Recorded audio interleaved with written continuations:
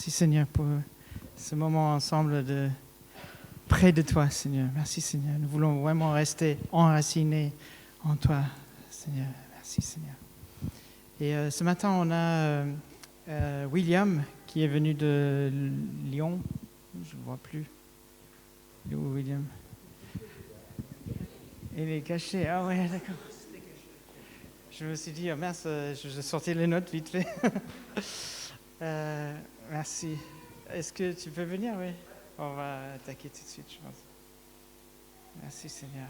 Merci Seigneur pour William. Merci Seigneur pour tout ce que tu es en train de faire à Lyon, à Confluence. Seigneur, merci Seigneur pour le soutien qu'ils sont aussi pour nous et qu'il soit une bénédiction pour nous. Seigneur, merci Seigneur pour cette parole qui nous a amenés et que ce soit vraiment quelque chose de solide pour nous à mettre en place, à mettre en pratique dans nos vies. Amen. Merci William. Merci Paul, merci Marien pour l'invitation.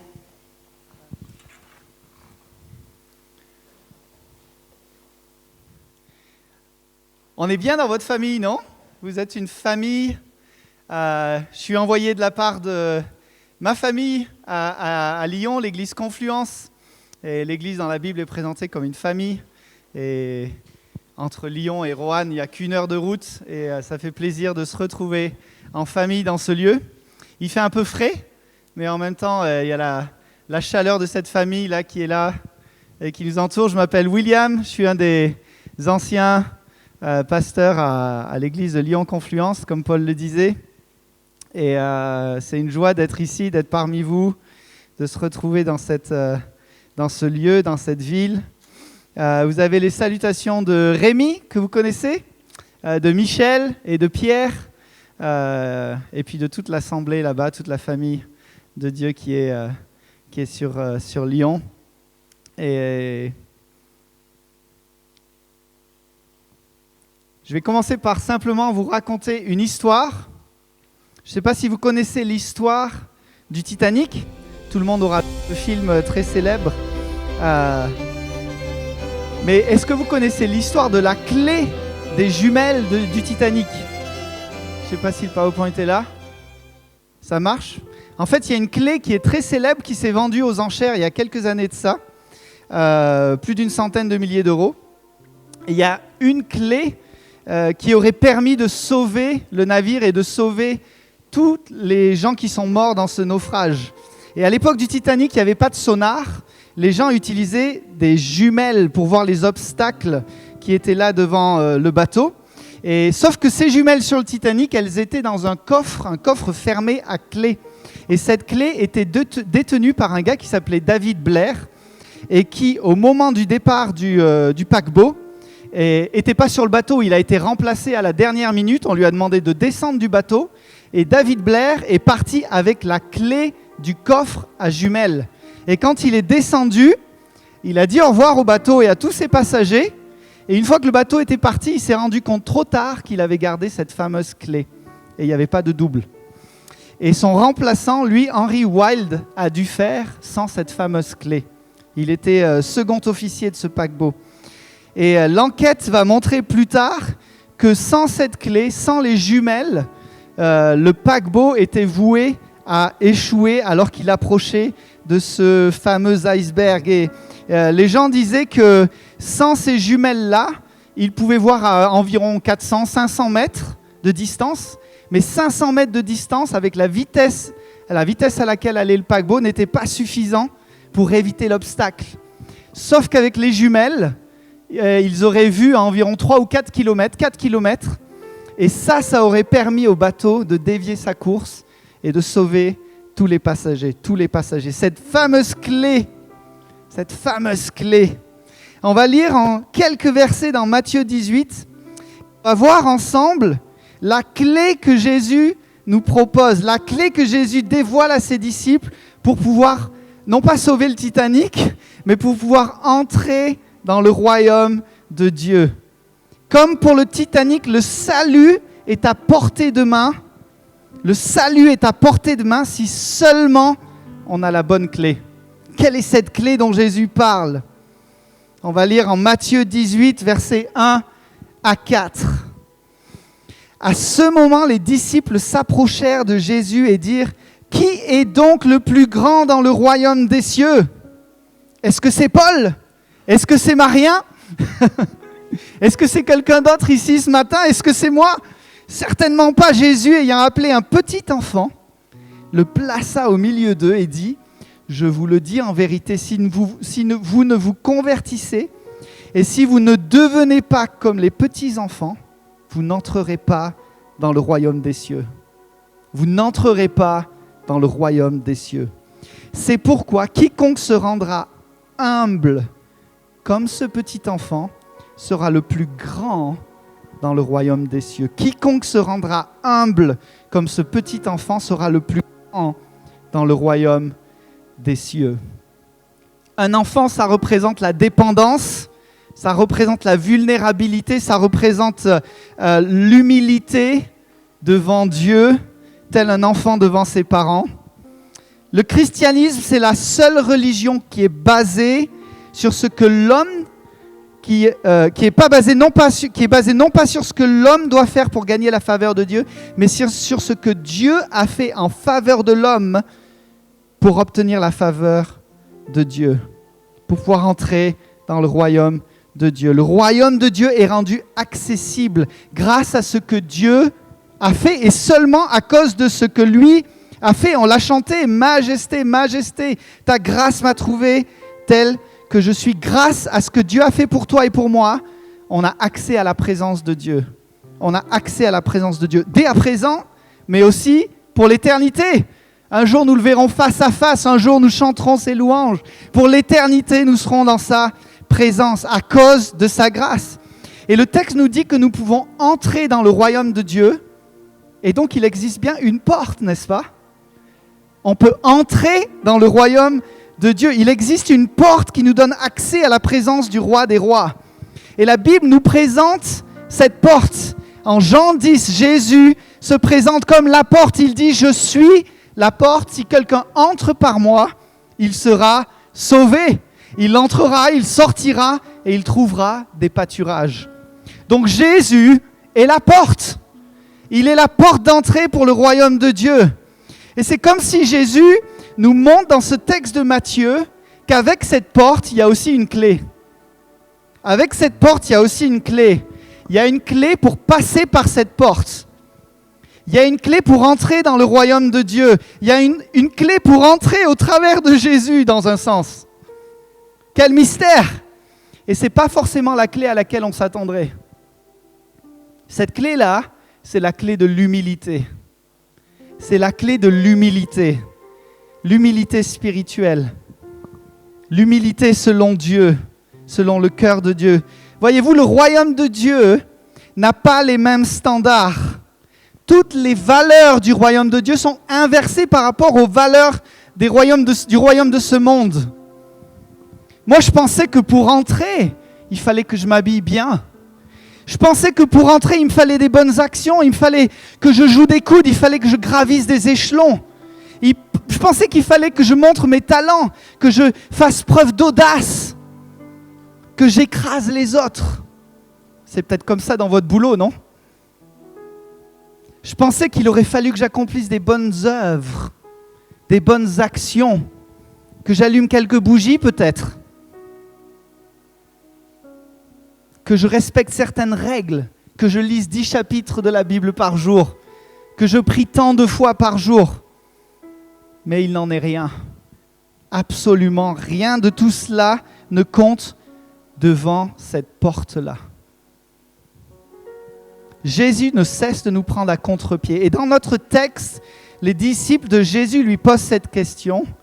Qui donc est le plus grand dans le royaume des cieux ? Et Jésus va prendre un enfant, il va le placer là au milieu et il va complètement renverser leur mode de pensée. Convertissez-vous, changez de direction, détournez-vous de votre orgueil. Si vous voulez entrer dans le royaume de Dieu, si vous voulez être grand dans le royaume de Dieu, alors vous devez vous rendre humble comme ce petit enfant. Comme ce petit enfant. Il ne s'agit pas là de hiérarchie ou de favoritisme. Il ne s'agit pas là de titre. Et un peu plus loin, en Matthieu 20, Jacques et Jean, eux, auraient bien voulu s'asseoir à la droite et à la gauche de Jésus. Mais est-ce qu'ils savaient réellement ce qu'ils demandaient ? Jésus va leur montrer encore ce que ça veut dire d'être grand devant Dieu. Il va leur présenter cet état de serviteur. Il dira la même chose au chapitre 5. « Heureux les pauvres en esprit, car le royaume des cieux est à eux. » Jésus, lui, l'exemple de grandeur, le Fils de Dieu, il est venu, il s'est humilié, il s'est fait homme, il a porté notre humanité, non pas pour être servi, mais pour servir et donner sa vie. Et en Matthieu chapitre 5, on lit « Heureux les pauvres en esprit, car le royaume des cieux est à eux. » C'est un peu la même pensée qu'au chapitre 18 de Matthieu. Pauvres en esprit, c'est aussi heureux ceux qui ont un esprit d'humilité. Heureux ceux qui ont un esprit d'humilité, qui ressentent leur pauvreté spirituelle. Qui ressentent leur pauvreté spirituelle. En d'autres termes, heureux les humbles, car le royaume des cieux est à eux. Heureux les humbles, car le royaume des cieux est à eux. Et dans toute l'histoire biblique, page après page, on a ces exemples où Dieu choisit toujours ce qui ne frappe pas les yeux. Il choisit toujours celui qui semble le plus petit du plus petit de la tribu. Il choisit toujours celui qui est en bout de fil, celui qui a été oublié dans le champ. Il ne choisit pas celui qui frappe les yeux. Il ne choisit pas celui qui parle bien, comme Moïse. Il ne choisit pas le plus fort, comme David. Il choisit celui qui est selon son cœur. Il ne choisit pas celui qui aurait été mon premier choix. Moïse, Gédéon, David, les 12 disciples. Jésus choisira même Judas, celui qui allait le trahir. Et enfin, Jésus lui-même, il est l'exemple ultime. Ésaïe dira de Jésus, il n'avait quoi ? Ni beauté, ni éclat pour attirer les regards. Son aspect n'avait rien pour nous plaire. Lui qui est né à Bethléem, qui a fait de Nazareth sa patrie, non pas Jérusalem, la capitale, où il aurait été vu comme un sauveur, il aurait été présenté, il serait né dans un des plus beaux hôtels. Non, il est né dans cette étable-là. Lui qui a été moqué par Nathanaël au point que ce disciple dira « Peut-il sortir quelque chose de bon de Nazareth ?» Dieu, dans sa grande sagesse, choisit les choses folles et les choses faibles pour confondre les sages et les fortes. Dieu choisit ce que nous pourrions nous mépriser, il le choisit pour sa gloire. Pourquoi ? Il y a un texte qui nous dira tout à l'heure, afin que personne ne se glorifie devant Dieu. Donc la question qui se pose à toi et à moi ce matin, c'est est-ce que je suis assez humble pour passer par cette porte ? Est-ce que ma vie, mon cœur, mon état d'esprit, mon âme reflète cette humilité-là devant Dieu pour non seulement entrer dans son royaume, mais vivre dans ce royaume, m'épanouir dans ce royaume, servir dans ce royaume, lui rendre toute la gloire, tout l'honneur par ma vie. Est-ce que je suis assez humble devant Dieu ? Voyez-vous, Jésus et Dieu détestent le péché. Il déteste mon orgueil. Mais la bonne nouvelle, c'est qu'il a aimé le pécheur. Il a aimé un cœur repentant.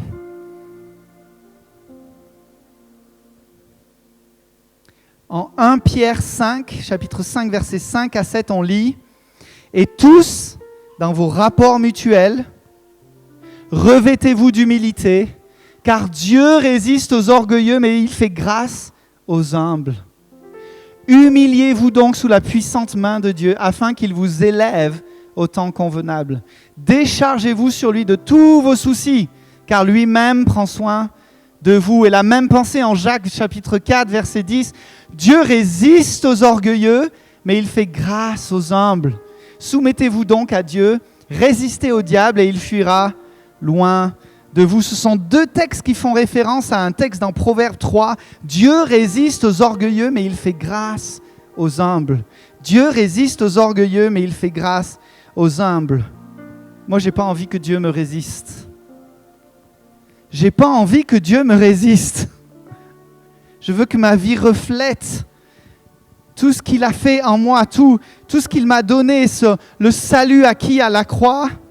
Seigneur, prends mon orgueil et donne-moi ton humilité. Et la bonne nouvelle, c'est que Dieu nous aime tellement qu'il ne veut pas nous laisser dans cet orgueil-là. Il m'aime tellement qu'il a envoyé son Fils Jésus pour porter cet orgueil à la croix et la clouer là sur le bois à Golgotha, pour que je puisse être rempli de l'humilité de Jésus aujourd'hui, pour que je puisse prendre part à son royaume. Comment devenir humble alors ? Est-ce qu'il y a une recette miracle ? Est-ce qu'il y a une autre clé ? Comment obtenir cette humilité ?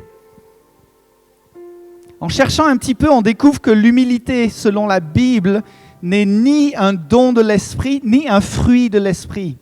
J'ai remarqué que certaines traductions anglaises traduisent dans les fruits de l'esprit de Galates 5, traduisent la douceur par humilité. Mais je ne crois pas que ce soit la vraie bonne traduction selon le texte biblique. Comment donc devenir humble ? Certainement, le Saint-Esprit en nous pousse et nous entraîne dans une maturité spirituelle qui nous donne cette humilité, qui nous donne de nous humilier devant lui. Mais je crois que ça va plus loin que ça aussi. Comment savoir si je suis assez humble selon les standards de Jésus ? Ce serait d'ailleurs sûrement un grand manque d'humilité que de penser qu'on pourrait devenir humble par soi-même, non ? On ne peut pas apprendre à devenir humble. Et je crois que la Bible nous présente dans ces passages que c'est Dieu qui œuvre en nous, telle l'argile entre les mains du potier. C'est intéressant de noter que l'appel à l'humilité selon Jacques et Pierre vient en réponse à un contexte difficile. Déchargez-vous sur lui de tous vos soucis. Résistez au diable, il fuira loin de vous. Ça vient dans un contexte de tentation, de difficulté. Et quand on lit un peu plus Jacques et Pierre, même de circonstances non favorables, même conflictuelles. Donc la question devient plutôt pour toi et pour moi, comment est-ce que je réponds aux circonstances que Dieu place dans ma vie, aux circonstances difficiles, aux défis que Dieu maîtrise parfaitement, comment est-ce que j'y réponds ? Il est Dieu et je ne le suis pas. Est-ce que je me soumets à lui dans la détresse, dans la difficulté, dans la tentation? Est-ce que je me soumets à sa divinité? Est-ce que je réponds avec humilité sous la puissante main de Dieu? Un autre texte nous encourage à nous revêtir d'humilité. Revêtez-vous d'humilité. Dieu place l'argile dans des circonstances de manière à ce que sa main, la main du potier, vienne nous façonner, vienne nous transformer. On l'a chanté. Pardonnez, je pardonne en retour. Transformez-moi, ta grâce m'a transformé. Ton amour me transforme. Est-ce que je réponds avec humilité sous la main puissante de Dieu ? Je ne veux pas être long ce matin, mais j'aimerais finir avec 5 caractéristiques de l'humilité. 5 caractéristiques d'un cœur humble. La première, c'est que l'humilité rend toute la gloire à Dieu. Un cœur humble est un cœur qui rend toute la gloire à Dieu. On lit ça dans 1 Corinthiens 1, où il est dit « Considérez, frères, que parmi vous qui avez été appelés, il n'y a ni beaucoup de sages selon la chair, ni beaucoup de puissants, ni beaucoup de nobles. » C'est vrai pour l'église à Lyon, c'est vrai pour ici. Mais Dieu a choisi les choses folles du monde pour confondre les sages. Dieu a choisi les choses faibles du monde pour confondre les fortes. Et Dieu a choisi les choses viles du monde et celles qu'on méprise, celles qui ne sont point, pour réduire à néant celles qui sont. Pourquoi ? Le texte nous dit « afin que personne ne se glorifie devant Dieu ». Or, c'est par lui que vous êtes en Jésus-Christ, qui, par la volonté de Dieu, a été fait pour nous sagesse. C'est lui notre sagesse. Justice, c'est lui notre justice. Sanctification, c'est lui notre sanctification. Rédemption, c'est lui ma rédemption. afin que, comme il est écrit, que celui qui se glorifie dans le Seigneur. L'humilité dit, Dieu m'a choisi, c'est pas moi qui l'ai choisi. Vous savez, dans notre témoignage, des fois, on dit, j'ai choisi de suivre Jésus, mais quelle erreur. C'est lui qui s'est imposé à nous par son amour. On a simplement capitulé. On a simplement plié le genou devant sa seigneurie, devant sa majesté. L'humilité dit, Dieu m'a choisi, c'est pas moi qui l'ai choisi. L'humilité aime parler de la grâce de Dieu. Et au verset 29 de ce texte, on a lu pour que personne ne se glorifie, pour que personne ne s'enorgueillisse. Donc, premièrement, l'humilité rend toute la gloire à Dieu. Deuxièmement, l'humilité reconnaît que tout ce que l'on a est un don de Dieu. Tout ce que l'on a est un don de Dieu. 1 Corinthiens 4. C'est à cause de vous, frères, que j'ai fait de ces choses une application à ma personne et à celle d'Apollos, afin que vous appreniez en nos personnes à ne pas aller au-delà de ce qui est écrit. Et il écrit, « Et que nul de vous ne conçoive de l'orgueil en faveur de l'un contre l'autre. Car qui est-ce qui te distingue?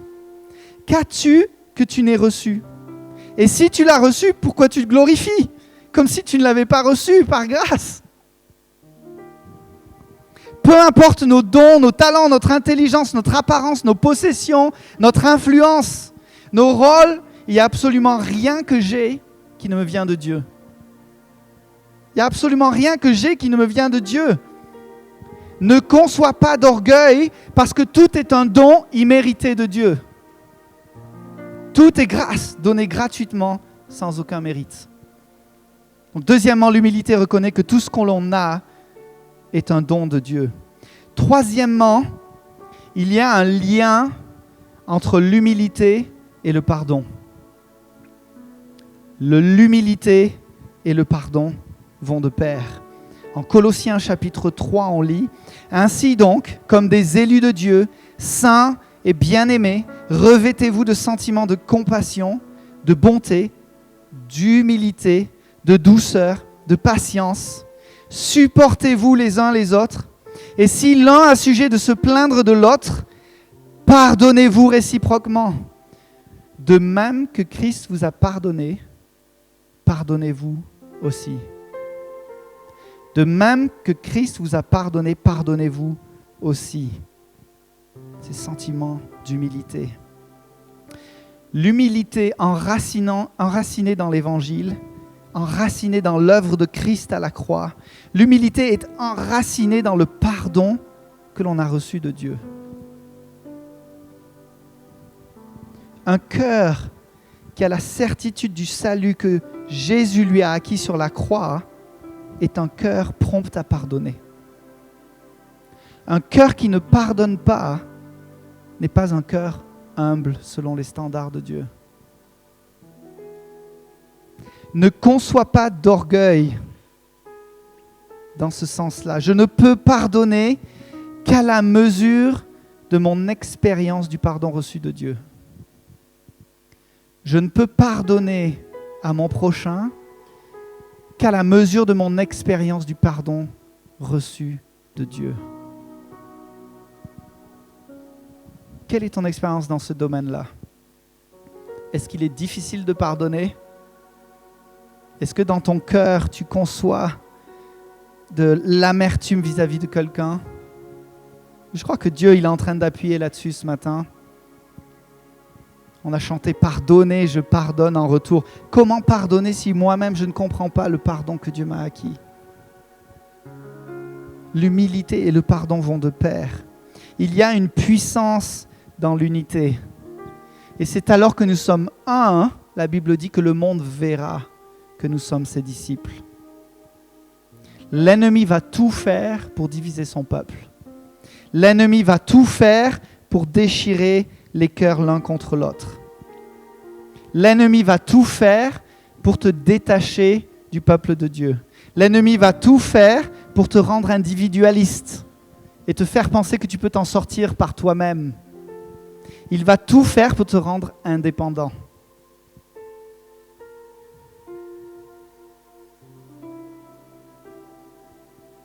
L'orgueil s'oppose à l'unité.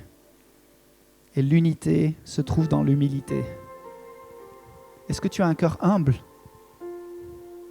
Est-ce que tu as quelqu'un que tu dois pardonner ce matin? Le pardon et l'humilité sont intrinsèquement liés. Le 4e point, un cœur humble est un cœur qui sert, est un cœur serviteur. En Philippiens chapitre 2, on lit ceci: « Ne faites rien par esprit de parti ou par vaine gloire, mais que l'humilité vous fasse regarder les autres comme étant au-dessus de vous-même. Que chacun de vous, au lieu de considérer ses propres intérêts, considère aussi ceux des autres. Ayez en vous les sentiments qui étaient en Jésus-Christ, existant en forme de Dieu. Il n'a point regardé son égalité avec Dieu comme une proie à arracher, mais il s'est dépouillé lui-même en prenant une forme de serviteur, en devenant semblable aux hommes. Et il a paru comme un vrai homme. Il s'est humilié lui-même, se rendant obéissant jusqu'à la mort, même jusqu'à la mort de la croix. » Le serviteur, le service est en lien avec l'humilité. Ça doit nous pousser à être serviteurs auprès de ceux qui nous entourent. L'humilité place le besoin des autres au-dessus de mes propres besoins. Et le monde aujourd'hui, dans notre entourage, va vous dire le contraire, va vous dire « Prends soin de toi, va pas trop vite, il faut te reposer, prends des RTT, les jours de carence, etc. Profites-en, repose-toi. » Et on le conçoit puisqu'on est tous en burn-out. C'est la nouvelle maladie de ce siècle. Écoute ton besoin, écoute tes besoins, va chercher au fond de toi la solution. Un cœur humble est un cœur qui sert, qui considère les intérêts des autres au-dessus de ses propres intérêts. Jésus n'a pas regardé à sa condition. Il n'a pas regardé à son égalité avec Dieu. Il s'est dépouillé lui-même. Un cœur humble est un cœur qui se dépouille dans le service, qui se dépouille par l'amour pour les autres. Christ s'est donné par amour pour toi, il s'est fait serviteur. Y a-t-il suffisamment d'humilité dans nos cœurs au point de se donner les uns aux autres? Au point de se donner les uns aux autres dans le service. Christ s'est dépouillé pour servir. Et toi? Et moi? Qu'en est-il? Est-ce que servir est un sacrifice? En fait, j'espère que oui. J'espère que oui. Marie, est-ce que tu sers ton épouse? Il est dit dans la Bible que Marie aimait vos femmes comme Christ a aimé l'Église. L'humilité d'un mari auprès de son épouse est un cœur qui la sert, qui la soutient. Comment est-ce que Christ a aimé l'Église? Il s'est donné pour elle. Il s'est donné pour elle. Il s'est humilié dans ce sens-là. Il s'est fait homme. Nous, en tant que mari, on est encouragés à aimer nos épouses en se donnant pour elles. Oh, je pensais que pour être un bon mari, il fallait que je tape du poing sur la table. Il fallait que je monte de l'autorité. Mais Jésus, il n'a pas fait ça du tout. Il a aimé l'Église. Il s'est donné pour elle. Quelle humilité! Quelle puissance dans l'humilité! Quel amour dans l'humilité! Est-ce que servir ne devrait rien me coûter? Loin de là. Quatrièmement, un cœur humble est un cœur qui sert. Cinquièmement, l'humilité reconnaît qu'être serviteur, c'est la vraie grandeur. L'humilité reconnaît qu'être serviteur, c'est la vraie grandeur. Si on revient à notre premier texte en Matthieu 18, cette question d'être le plus grand dans le royaume de Dieu, Jésus va rappeler dans Marc 10, dans un autre passage, que servir, c'est une marque de vraie grandeur dans le royaume de Dieu. Marc 10 dira, Jésus dira, il les appela et leur dit, vous savez que ceux qu'on regarde comme des chefs des nations les tyrannisent et que les grands les dominent. Il n'en est pas de même au milieu de vous. Mais quiconque veut être grand parmi vous, qu'il soit votre serviteur. Quiconque veut être le premier parmi vous, qu'il soit l'esclave de tous. Car le Fils de l'homme est venu non pour être servi, mais pour servir et donner sa vie comme la rançon de beaucoup.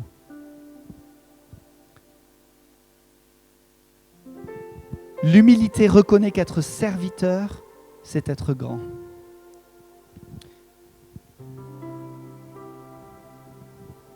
Être serviteur dans l'église, être serviteur dans son foyer, être serviteur au travail. On a tellement de fois l'impression qu'être serviteur, c'est s'écraser dans ce monde, selon les standards de ce monde. Le royaume de Dieu est en train de changer toute notre perspective vis-à-vis de ce domaine-là. Ça ne veut pas dire qu'il faut s'écraser devant les hommes non plus et se laisser faire. Je pense que le Saint-Esprit sait nous conduire, sait ce qu'on doit répondre dans des moments de difficulté. Mais Christ doit être notre justice. Il est notre paix. Il est celui qui fait justice et qui fait taire l'ennemi et qui nous élève au temps convenable alors qu'on s'humilie sous sa main puissante. Et donc pour terminer, Jésus nous présente comme une clé pour entrer et vivre pleinement pour lui. Est-ce que vous aviez pensé déjà que l'humilité était une telle puissance, pouvait être une telle puissance dans votre vie? Aviez-vous pensé que l'humilité avait une telle importance aux yeux de Dieu? On ne parle pas de modestie quand on parle d'humilité, n'est-ce pas? On ne parle pas de fausse modestie non plus. On sait qui on est en Christ, non? On sait qui nous a rachetés, on est ses enfants. Je ne suis pas en train de dire qu'il faut écouter l'ennemi nous rabaisser sans cesse. C'est très différent. Notre prière, c'est la même que celle de Jean le Baptiste qui dira « Il faut qu'il croisse et il faut que je diminue. Il faut que Christ prenne toute la place et moi, il faut que je diminue. Je sais qui il est et je sais qui moi je suis. Il est Dieu, il est roi, il est mon maître, il est mon Seigneur et je suis son bien-aimé. Je suis son racheté. Je suis celui pour qui il a donné sa vie. Alors Seigneur, voici ma vie en retour. Prends mon orgueil. Prends tout ce qui me sépare de toi, Seigneur. Prends mon péché. Il y a un gars qui s'appelle Andrew Murray qui a écrit un livre en référence à l'humilité, un livre sur l'humilité qu'il a intitulé « Humilité, la beauté de la sainteté ». C'est à tomber par terre.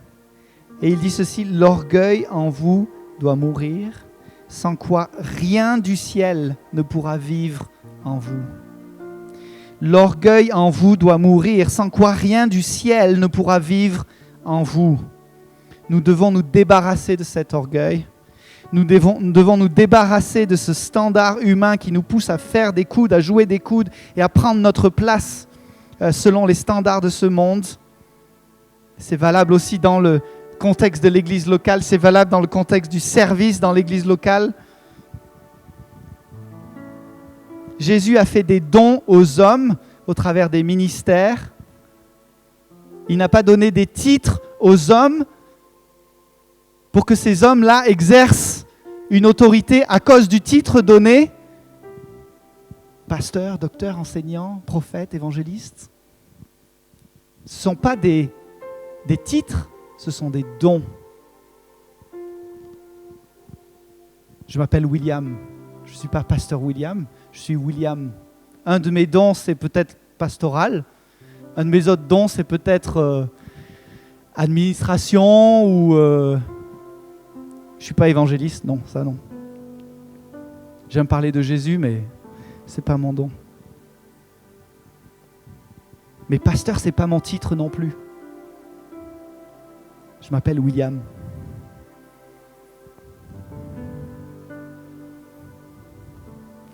On doit se débarrasser de cet orgueil, de ce péché qui nous enveloppe si facilement. Jésus doit absolument prendre toute la place dans nos cœurs, sans quoi rien du ciel ne pourra vivre en nous. Je crois vraiment que Dieu il est en train d'appuyer aussi sur le pardon. Et la question de ce lien entre l'humilité et le pardon, un cœur humble est un cœur qui sait pardonner, même dans l'injustice. Ma femme a vécu une injustice au travail, elle a dû quitter son emploi, accusée à tort de plein de choses. Et qu'est-ce que ça fait mal. En tant que mari, j'avais envie d'aller tout casser à son travail et d'aller répondre aux accusations. Dieu est ma justice. Il est ma justice. Il est ma paix. Que peuvent me faire les hommes face à l'injustice ? Si Dieu est ma justice. Et il est la vérité. Il est le chemin. Dans le mensonge, il est le chemin. Dans l'injustice, il est le chemin. Et il est la vérité. Est-ce que Dieu trouvera un homme, une femme, capable de s'humilier sous sa main puissante ? Jusque dans l'injustice, pour pardonner, pour que le ciel en nous puisse vivre, puisse descendre. On se lève ensemble, on va terminer en priant.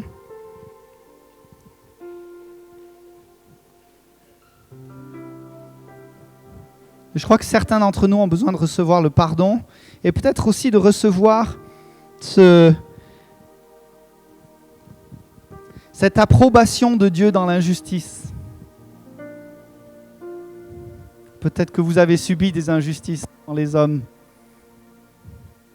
Est-ce que Dieu trouvera un cœur humble ou est-ce qu'il trouvera un cœur amer ? L'amertume est comme une gangrène pour ton cœur. Trouve le chemin du pardon. Et la clé, c'est ce cœur humble que Dieu recherche. La clé, c'est ce cœur humble que Dieu recherche.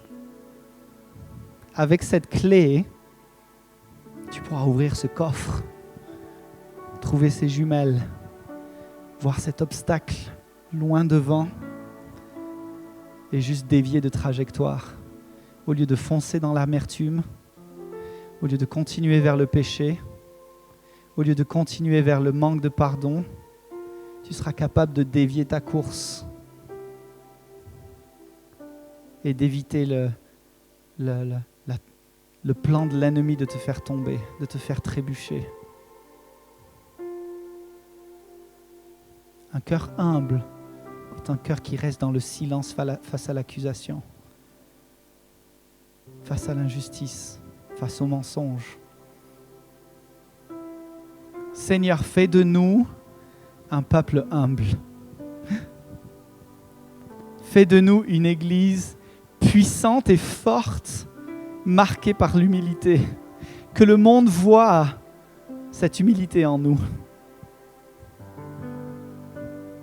Le monde, Seigneur, à ton époque, n'avait pas vu cette humilité-là. Elle l'avait dénigrée. Toi, le roi des rois, né dans une étable. Toi, le Seigneur des seigneurs. Toi, le Dieu puissant, tu t'es fait homme. Et tu t'es placé là au milieu de nous tel un enfant, dans la forme d'un bébé, humble. Et pourtant, dans ce bébé résidait toute la royauté divine, toute la seigneurie qui était à toi, toute la puissance et toute l'autorité était tienne. Et tu l'as exercée avec humilité. Non pas avec modestie, parce que tu as su répondre selon ce que le Père te conduisait, Jésus. Mais tu as su aussi te taire pour accomplir l'œuvre parfaite que Dieu avait prévue d'avance. Que tu ailles jusqu'à la croix et que tu terrasses l'ennemi par ton humilité. Et je crois que ce matin, certains d'entre nous peuvent terrasser dans le même sens les plans de l'ennemi pour votre vie. Si tu te places sous l'humilité et dans l'humilité et sous la main puissante de Dieu, alors Dieu va t'élever. Alors Dieu va te donner de voir au-delà. Dieu va te donner d'éviter cet iceberg. Dieu va t'éviter d'être ce naufragé. Seigneur, fais de nous un peuple humble.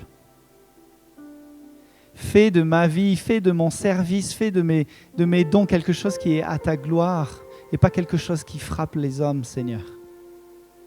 Que ta puissance se révèle au travers de ma vie alors que je vis ma vie de disciple avec l'humilité qui est la tienne, Seigneur.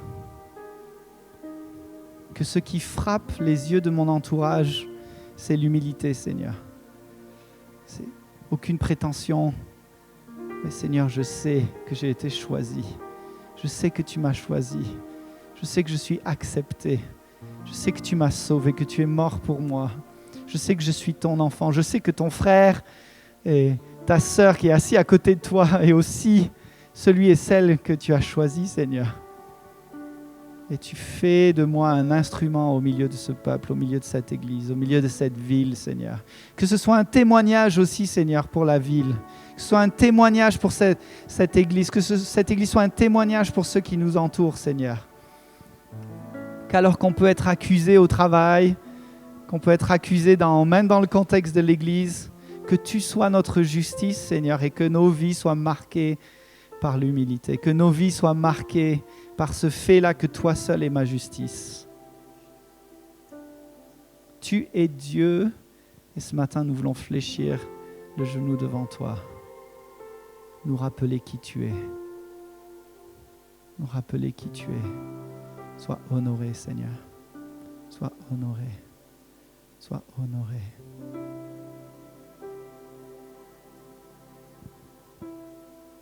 Nous chantons majesté,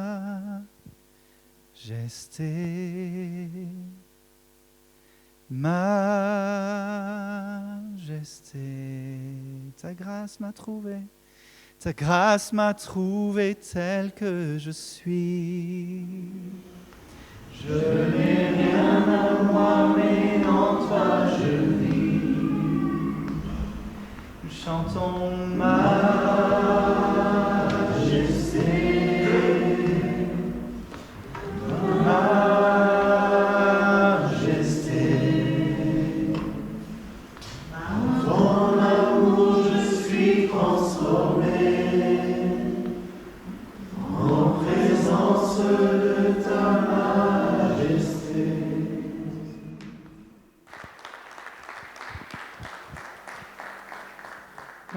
Merci, William.